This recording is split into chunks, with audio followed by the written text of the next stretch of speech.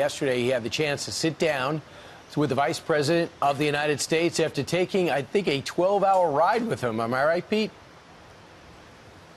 That is exactly right. And no more powerful sound for my money than the sound of taps, and what an appropriate moment for that as well. Yes, right after the ceremony, I had a chance to sit down with the Vice President, fresh from his remarks, presiding over a powerful ceremony. We asked him about that ceremony, but also a few issues hitting here at home for the President and the Vice President. Here's a portion of the interview with Vice President Mike Pence yesterday.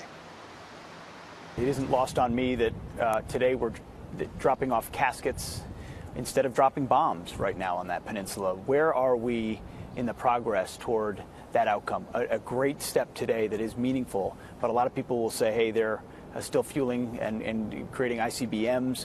Where are we in getting to that ultimate goal? Well, the only reason we're here today is because very early in our administration, President Trump took a strong stand and said that we would not tolerate the presence of nuclear weapons and missiles in the possession of North Korea that could threaten the United States or our allies. He took unprecedented steps to bring economic and diplomatic pressure to bear.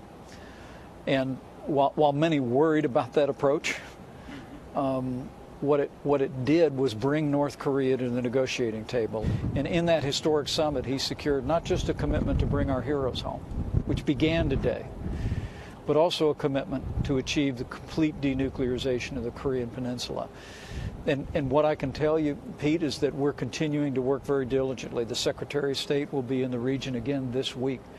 Those negotiations and discussions are ongoing. As I said today, we saw this promise kept by North Korea as evidence of the progress that we are making, and we continue to remain hopeful that we will achieve the aim that's eluded the world for decades, a nuclear-free Korean Peninsula, and that we'll bring our boys home. So you believe this is indicative of a process still very much on track? We are very hopeful that in today's events there is further evidence that the promises made in Singapore by North Korea will be kept. I want to turn to home for a second, though. The President spoke a lot recently about the potential for a shutdown if he doesn't get the funding for the wall. He said in March, I'll never again will I sign a budget that doesn't include funding for the wall. Will he truly, either before or after the election, shut the government down if he doesn't have the wall funded? Well, I think it is very clear that from the campaign forward, President Trump has made it clear that a country without borders is not a country. Some people say, though, he won't do it. He's bluffing. Well, what I can promise you is that we're working with the Congress to make sure that we provide for the common defense, that we fund the government. There's a series of spending bills.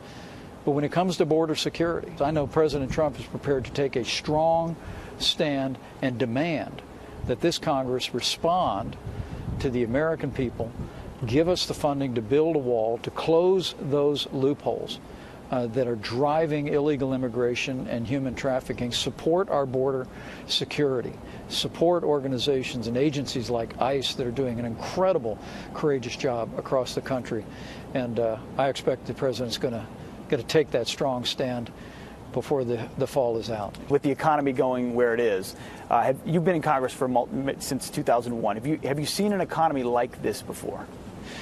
It really is extraordinary. I mean, I'll never forget on the campaign trail in 2016 in September when then candidate Donald Trump announced that we would have a national goal of 4% GDP growth in the economy.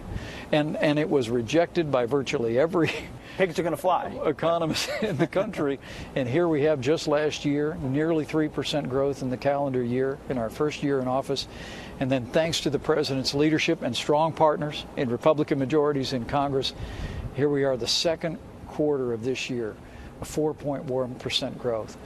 And we think we're just getting started. When you see the tremendous increase in exports in the second quarter, when you see the tremendous increase in business investment, we see wages rising, I really do believe the best is yet to come. But it's all a result of the fact that President Trump has been working every day to keep his promises to the American people, to cut taxes, to roll back regulations, unleash American energy.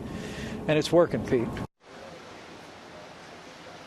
You know, the vice president went on to talk as well about the pastor in Turkey, still there under house arrest, and how they're focused on bringing him back from a NATO ally. And also, as we talked about in the program already, the lack of coverage in the so-called mainstream media of this ceremony. So important to so many vets, to the progress on the Korean Peninsula, to keeping promises, yet unfortunately so many people not wanting to give credit to President Trump or Vice President Pence for making it happen. So more from that interview in the 8 o'clock hour of Fox and Friends, guys. That's great. Your show. That's great, Pete. And of course, the Vice President was very clear that the welcome home ceremony that we saw yesterday got started with the June summit between our president and Kim Jong-un. And he said, you know, promise kept. And they remain hopeful that eventually it does lead to denuking the Korean Peninsula. Yep. That's right. It doesn't happen unless that meeting happens, and it's a good faith step. Now they're focused on the real verification of the denuclearization. Right. So this is a good step, but more to come. Yeah, more to come, because satellite photos show they have not slowed down at all in missile manufacturing. So can't deny that. Thanks, Pete. That's right.